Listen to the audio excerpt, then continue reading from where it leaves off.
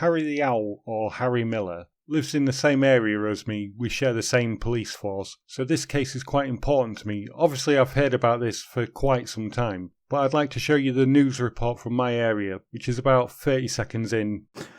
So Look North came and did an interview with me, and I remember saying that this is all entirely wrong, and I'm going to take it further, and I'm going to go for the Home Secretary. I'm coming direct for. I'm not blaming PC Gall. I blame the Home Secretary on this.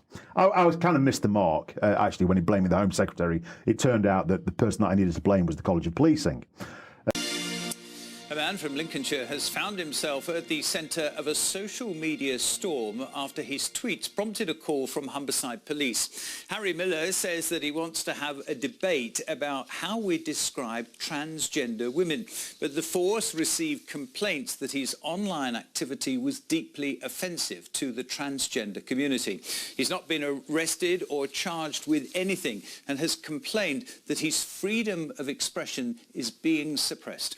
Paul Murphy has this report.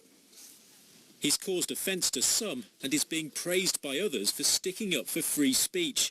Harry Miller's Twitter activity included liking a tweet of a limerick that appeared to mock transgender women, questioning whether they were real women.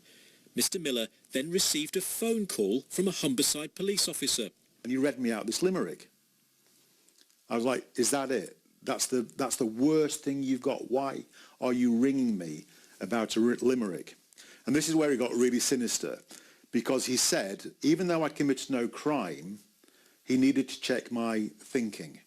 In a statement, Humberside Police said, "We received reports of a number of transphobic comments being posted on social media. We take all reports of hate-related incidents seriously. We will always investigate to determine if a hate crime or incident has been committed and will then take proportionate action." Now, when it comes to social media, the assessment that the police and prosecutors sometimes have to make is the point at which an offensive or even a grossly offensive comment crosses the line to become a criminal one.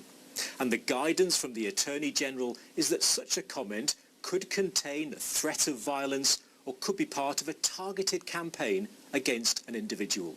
But in the case of Mr. Miller, some believe the police have gone too far. There are burglaries taking place, shoplifting and much more serious crimes that go uninvestigated. And I think serious questions need to be asked at the highest level of Humberside Police. My issue is with the Home Secretary, and my issue is with all these powerful people who are pushing an agenda which is shutting down free speech, that is saying trans women are women before we've even had a debate.